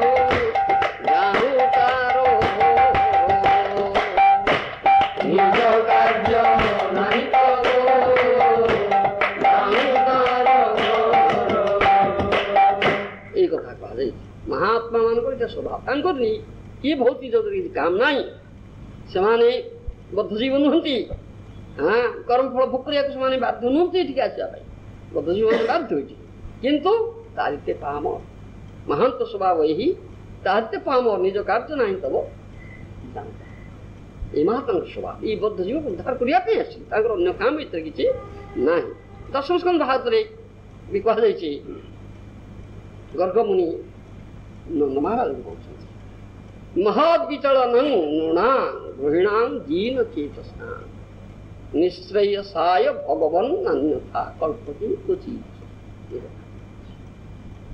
एकादश स्कंद भागवत रे मध्य नारद प्रति वसुदेव वाक्य अछि भगवान् भवत्तदात्रा स्वस्तये सर्पदेहिना कृपाणां यथा पितृउत्तम श्लोक वर्तमाना भूतानां देवचरितं दुःखाय च सुखाय च सुखाय वै साधूनां तादृशां अच्युतात्मना वसुदेव एक कथा कहते तात्पर्य होचे वसुदेव कहते हे भगवान माता पिता आगमन जेपरी संतान मंगल कर एवं भगवत भक्तगण आगमन जेपरी कृपण मानकर मंगल कर से आपण मान आगमन प्राणी मात्र नहीं मंगल कारण पर्जन्य आदि देवगण आचरण रे प्राणी मान सुख दुख उभय संगठित नहीं सुख है दुख है अत्यधिक वर्षा हेले दुख हम आदि दरकार से वर्षा सुख है किंतु आपण मान सदृश भगवत भक्त साधुगण चरित्र निखिल प्राणी मान केवल मात्र सुख ही उत्पादन करे दुखर कथा किसी ना जपरी कहा जाए साधुर अभिशाप ही आशीर्वाद कारण साधु मंगल ही करे ताहले अमंगल करे अभिशाप ही आशीर्वाद जपरी आमर नारदंकर नल कुबेर मणिग्रीव को अभिशाप हाँ अभिशाप देदेले मर्त्यपुर रे जा साधुर जोनी वृक्ष जोनी 25,000 वर्ष वृक्ष रहिले किंतु आशीर्वाद नंद महाराज अगणा रहिले लाभर भगवान स्पर्श लाभ कले 36,000 जन्म बीती ये लाभ करी केड़े बड़ लाभ जेपरी जनक जननी से संतान मान समस्त अभाव दारिद्र्य विमोचन करती ठीक से परी आत्मज्ञान विरहित आत्म अनात्म दर्शन दक्ष संसार प्रकृत मंगल निमित्त आपणकर आगमन जगत रे बहुत भक्तगण बहुत सेवा विमुख होई विभिन्न देह धारण करती जो माने मानव पशुआदि विभिन्न देह धारण करती से समस्त विष्णु सेवा प्रजन मानकर गुरु पितृरूपे आपणकर शुभागमन और मंगलाकांक्षा देवतागण प्राणी मानकर मंगल विधान करती जो सब प्राणी मंगल प्रार्थना करती ना से देवगण दुख प्रदान करती सुतरां देवगणकर उभय प्रकार सुख दुख दातृत्व वर्तमान किंतु साधु मानकर चरित्र देवगण अपेक्षा उन्नत से कौन प्रकार जीव मान को उद्वेग प्रदान करती कौन प्राणी दुखर कारण हंती साधुगण साक्षात मूर्तिमान वेद स्वरूप श्री चैतन्य चरितामृत लिखा अछि जे एक भागवत बड़ भागवत शास्त्र एक भागवत बड़ भागवत शास्त्र आरो एक भागवत भक्तिर सपात्र आरो एक भागवत भक्तिर सपात्र दुई स्थाने भागवतर नाम एक भक्त भागवत और एक ग्रंथ उभय भागवत श्री नरोत्तम दास ठाकुर मध्य कहते साधु शास्त्र गुरु वाक्य चित्ते करी आइक्य आ न करियो मने सुतरां साधुगण जहाँ कीर्तन करती ताहा साक्षात ବେଦବାଣୀ ସେମାନେ ମନଗଢ଼ା କଥା କିଛି କହନ୍ତି ନା। ସମୟସ୍ୟପି ସାଧୂନାଂ ପ୍ରମାଣଂ ବେଦବତ୍ ଭବେତ୍।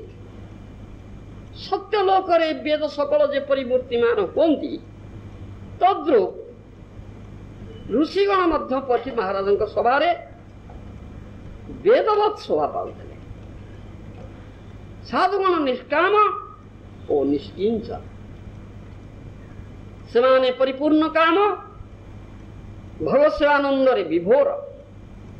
ଯେଉଁମାନେ ପ୍ରେମାନନ୍ଦ ଲାଭ କରି କୃତକୃତାର୍ଥ ହୋଇଛନ୍ତି ସେମାନଙ୍କର ସାର୍ବଭୌମ ବା ଇନ୍ଦ୍ରାଧିପତ୍ୟ ଲାଭ ରୂପକ ଐହିକ ବା ପାରତ୍ରିକ ବା ମୁଖ୍ୟ ବାଞ୍ଛା ରୂପ ସିଦ୍ଧିର କୌଣସି କାମନା ନଥାଏ।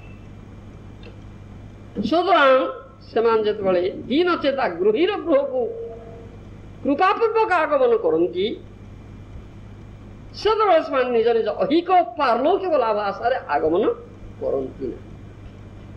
ଜୀବର ନିତ୍ୟ ମଙ୍ଗଳ ସାଧନ ହିଁ ସେମାନଙ୍କର ସ୍ୱାଭାବିକ ଧର୍ମ ଓ ବ୍ରତ।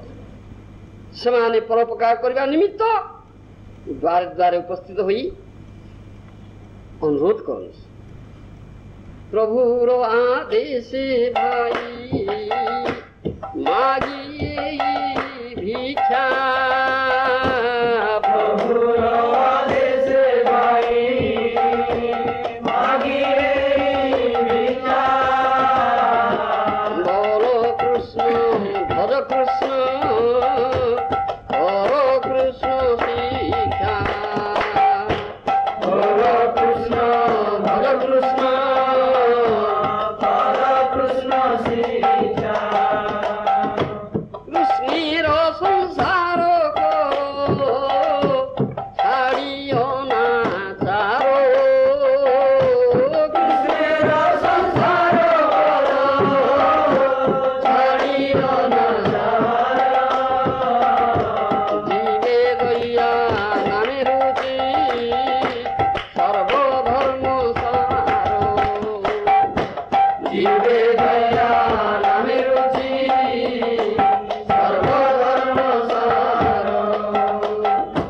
ভারত ভূমিতে হইল মনুষ্য জন্ম ঝার। ভারত ভূমিতে হইল মনুষ্য জন্ম যার। জন্ম সার্থক করি কর উপকার। জন্ম সাধক করি কর উপকার। ତେଣୁ ଏଇ ହରିକଥା କୀର୍ତ୍ତନ ରୂପକ ଆଚାର ପ୍ରସାର ହିଁ ନିଷ୍କିଞ୍ଚନ ସାଧୁମାନଙ୍କର ସ୍ୱାଭାବିକ ଧର୍ମ। ଏହା ହିଁ ସର୍ବଶ୍ରେଷ୍ଠ ପରୋପକାର। ଏହା ଛଡ଼ା ଭଳି ପରୋପକାର ଆଉ କିଛି ନାହିଁ। ଭାଗବତ ସ୍କନ୍ଧରେ ପୁଣି କୁହାଯାଇଛି ଯେ ସଂସ୍ମରଣାତ୍ ପୁଂସାଂ ସଦ୍ୟ ଶୁଦ୍ଧ୍ୟନ୍ତି ବୈ ଗୃହା କିଂ ପୁନର୍ଦର୍ଶନ ସ୍ପର୍ଶ ପାଦସୌ ଚାସନାଦିଭି। ଅର୍ଥାତ୍ ଯେଉଁମାନଙ୍କୁ ଏକବାର ମାତ୍ର ସ୍ମରଣ କଲେ ଲୋକର ଗୃହ ସଦ୍ୟ ପବିତ୍ର হয়। ସେମାନଙ୍କ ଦର୍ଶନ ସ୍ପର୍ଶନ ବା ପ୍ରକ୍ଷାଳନ ଓ ସେମାନଙ୍କୁ ଆସନ ଆଦି ଦାନ କରି ଯେ ମନୁଷ୍ୟ ପବିତ୍ରତା ଲାଭ କରିବ ଏଥିରେ ବିଚିତ୍ରତା କ'ଣ ଅଛି? ସାଧୁଗଣ ସ୍ୱୟଂ ତୀର୍ଥ ସ୍ୱରୂପ। ସେମାନେ ଅତୀର୍ଥ ସ୍ଥାନକୁ ତୀର୍ଥୀଭୂତ କରନ୍ତି। ଯେଉଁ ସବୁ ତୀର୍ଥ ସ୍ଥାନ ମଳିନ ଜନ ସଂସ୍ପର୍ଶରେ ଦୂଷିତ ହୋଇଥାଏ ସେ ସବୁ ସ୍ଥାନକୁ ସେମାନେ ପୁନରାୟ ତୀର୍ଥ ରୂପେ ପରିଣତ କରନ୍ତି। ସାଧୁର ଦର୍ଶନରେ ଓ କୃପା ଲାଭରେ ଜୀବର ଜନ୍ମଗତ ବା ଜାତିଗତ ଯାବତୀୟ ଦୋଷ ସମ୍ପୂର୍ଣ୍ଣ ରୂପେ ବିନଷ୍ଟ ହୁଏ। ଜୀବ ସେତେବେଳେ ତୀର୍ଥ ଭଳି ପବିତ୍ର ବା ଭଗବାନଙ୍କର ଅପ୍ରାକୃତ ବିହାର କ୍ଷେତ୍ର ହେଇଯାଏ। ସେଇ ଦେହ କୋରେ ତାର ଚିଦାନନ୍ଦମୟ। ସେଇ ଦେହ କରେ ତାର ଚିଦାନନ୍ଦମୟ। ଅପ୍ରାକୃତ ଦେହି କୃଷ୍ଣେ ଚରଣ ସେବୟ। ଅପ୍ରାକୃତ ଦେହି କୃଷ୍ଣେ ଚରଣ ସେବୟ। तात्पर्यपूर्ण कथा अप्राकृत कारण कृष्ण प्राकृत स्थित अच्छा तुम से अप्राकृत देह लाभ नकले अप्राकृत स्थित नगले कृष्ण सेवा कदापि तुम्हें से दरकार दीक्षा काले भक्त करे आत्मनिवेदन से काले कृष्ण तारे करे आत्मसम से देह करे चिदानंदमय अप्राकृत देह कृष्ण स्वयं सेवा जीव जो अप्राकृत देह श्री हरिगुरु वैष्णव सेवा अधिकार प्राप्त हो से समय ता नहले कदापि हरिगुरु वैष्णव सेवा अधिकार प्राप्त ही पारे साधु मान श्रवण मात्र ही सद्य सद्य गृही मान गृह शुद्ध ही जाए ए विषय कौन संशय ना जो माने साधु तो कौन दर्शन स्पर्शन सेवा ग्रहण करती जो स्थान रे हो ये सब से गृह जे पवित्र हम एत सन्देह कौन जो माने गुरु बा साधु कृपा लाभ कर भावी जन्मगत बा कुलगत दोष भली दुष्ट हो रहा चाहती से साधु कृपा लाभ करती वंचित होनी साधुगण निज पवित्रता बल ब्रह्मांड तारी पारती साधुगण हृदय सर्वदा गोविंद विश्राम कर सब महाजन मान कथा तीर्थी कुर्वन्ति तीर्थानि स्वान्तस्थेन ददाभृता वैष्णव हृदय सदा गोविंदेर विश्राम जेपरी विष्णुंकर सानिध्य असुर कुल विध्वंस प्राप्त होती से वैष्णव सानिध्य जीवर जावतीय कर्मसराशि विद्रुत हो जाए से साधु संग ये परमहंस मान संग लाभ भौतिक जगत कौन सी शुभ फल पाई वैष्णवाचार्य महाजन से सुंदर संगीत लिखी तुमी तुम्हारी बेजारे तारे रोकते पारे तुमी तुम्हारी बेजारे तारे रोकते पारे प्रभु इच्छा बसो त्रिभुवन प्रभु इच्छा बसो त्रिभुवन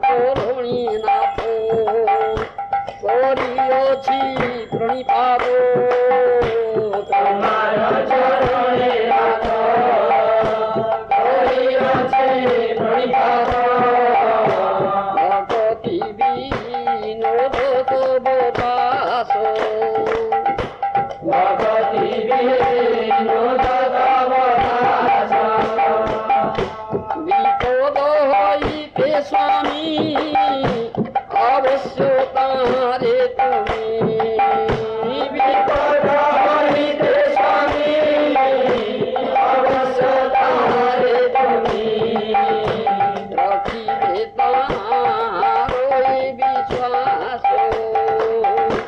রখিবে তাহার বিশ্বাস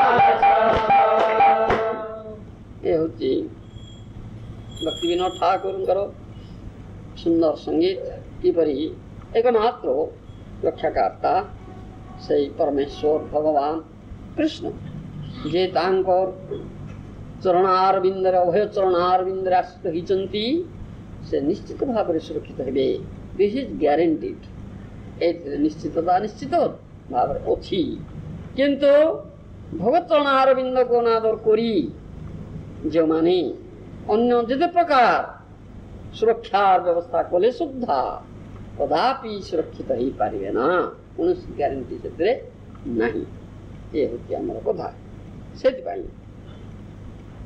এই উপদেশ সমগ্র বৈদিক সাহিত্যে দিয়াযাଉଛି যে ସେ ଭଗବତ ଚରଣାରବିନ୍ଦରେ ଆଶ୍ରିତ ହେବା ପାଇଁ ଆଉ ଭଗବାନ ଭକ୍ତିବଶ ମାଧବ ଭକ୍ତବତ୍ସଳ ଭଗବାନ ଭକ୍ତ ତାଙ୍କର ଅତି ପ୍ରିୟ ତେଣୁ ଭକ୍ତର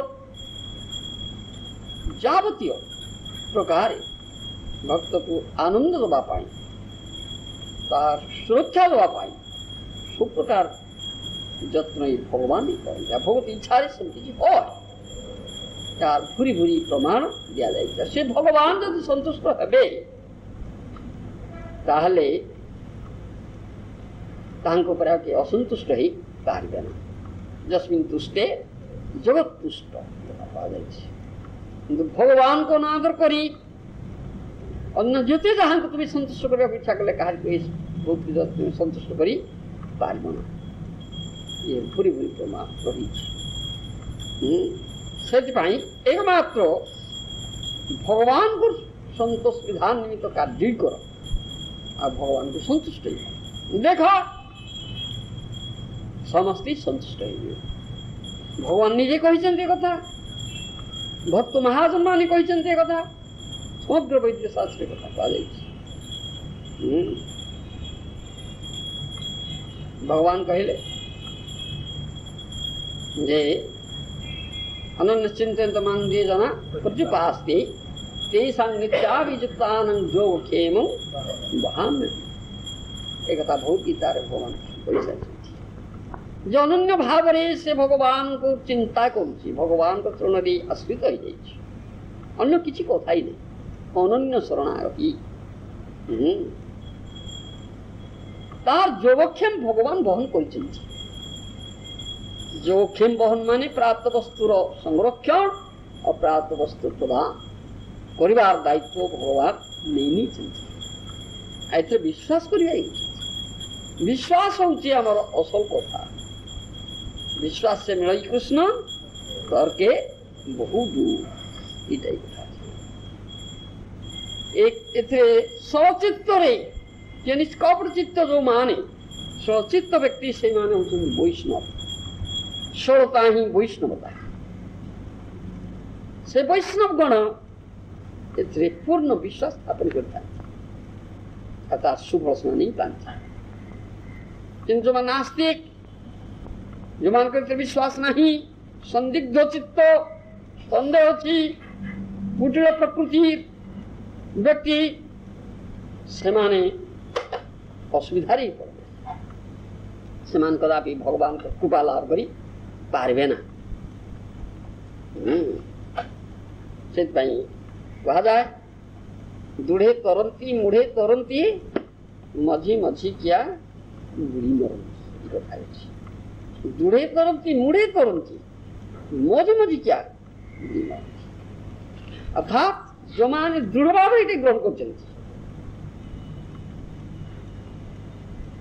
ଭଲ ଭାବରେ ତତ୍ତ୍ୱରେ ଏ କଥା ଅବଗତ ହୋଇ କୃଷ୍ଣ ଚରଣାରବିନ୍ଦକୁ ଦୃଢ଼ ଭାବରେ ଧରିଛନ୍ତି, ସମ୍ପୂର୍ଣ୍ଣ ରୂପେ ଆଶ୍ରିତ ହେଇଛନ୍ତି, ଅନନ୍ୟ ଶରଣାଗତି ଆସନ କରିଛନ୍ତି, ସେମାନେ ଏ ଦୁଃଖପ୍ରଦ ଭୌତିକ ଜଗତ ବା ଭବସାଗରରୁ ଉତ୍ତୀର୍ଣ୍ଣ ହେଇଯିବେ।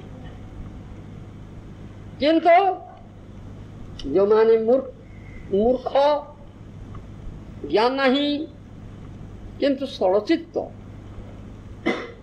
ଏବଂ ସାଧୁ ସଙ୍ଗ କରି ସାଧୁ ଆଚାର୍ଯ୍ୟଙ୍କ ମୁଖରୁ କେବଳ ଏତିକି ଶୁଣିଛନ୍ତି ଯେ ହରି କରିବେ ସବୁ ପାରି, ଷଡ଼ଚିତ୍ତ ରୀତି ଗ୍ରହଣ କରିଛନ୍ତି, ସେ ମୂଢ଼ ହେଲେ ସୁଦ୍ଧା, ମୂର୍ଖ ହେଲେ ସୁଦ୍ଧା ସେମାନେ ମଧ୍ୟ ଭଗବାନଙ୍କ କୃପା ଲାଭ କରୁଛନ୍ତି ଏବଂ ଉଦ୍ଧାର ପାଇଯାଉଛନ୍ତି। କିନ୍ତୁ ଯେଉଁମାନଙ୍କର ମଝି ମଝିକିଆ ବୋଇଲେ ଯେଉଁମାନଙ୍କର ଦୃଢ଼ତା ନାହିଁ କିମ୍ବା ମୂର୍ଖ ଏତେ ନୁହନ୍ତି, କିଛି ତାଙ୍କର ବୁଦ୍ଧିବୃତ୍ତି ଅଛି ବୋଲି କିଛି ଗର୍ବ ଦମ୍ଭ ଅଛି ସେମାନଙ୍କର, ଆମେ ସବୁ ଜାଣିଥାଇ ଏ ଦମ୍ଭ ଅଛି, ଏ ଗର୍ବ ଅଛି, ସେମାନେ ହଇରାଣ ହେଇଯାଉଛନ୍ତି, ସେମାନେ ନାନା ପ୍ରକାର ବିପଦର ସମ୍ମୁଖୀନ ହୁଅନ୍ତି, ସେମାନେ କଦାପି ଭଗବାନଙ୍କର କୃପା ଲାଭ କରି ପାରନ୍ତି। ଏ କଥା ଅଛି ଆମର, ସେଥିପାଇଁ ଆମକୁ ଦିଆଯାଇଛି, କୁହାଯାଇଛି, ହେଉଛି ଅସଲ କଥା।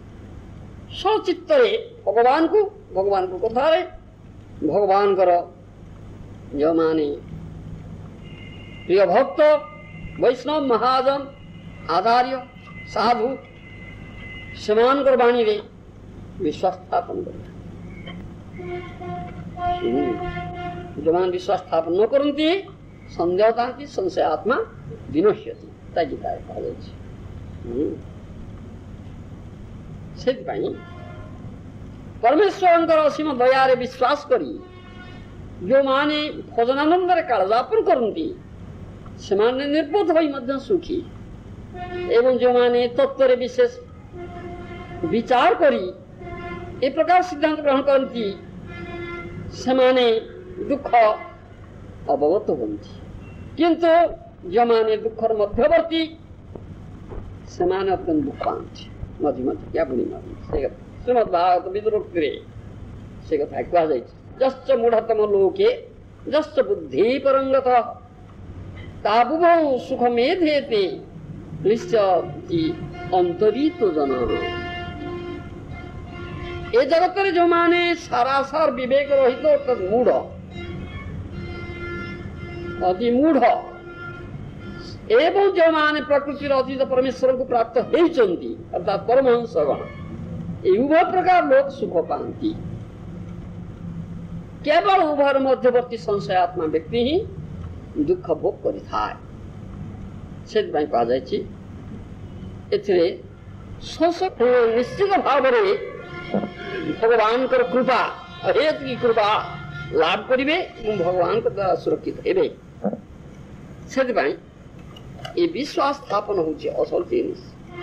ଯେଉଁମାନଙ୍କର ବିଶ୍ୱାସ ନାହିଁ, ସଂଶୟାତ୍ମା, ସନ୍ଦିଗ୍ଧ ଚିତ୍ତ, ସେମାନେ କଦାପି ଭଗବତ କୃପା ଲାଭ କରିପାରିବେ ନା, ସେମାନେ ନିଶ୍ଚିତ ଭାବେ ଦୁଃଖ ହିଁ ପାଇବେ। ସେଥିପାଇଁ ସାଧୁ ମହାଜନଗଣ ଏଇ କଥା କହିଛନ୍ତି।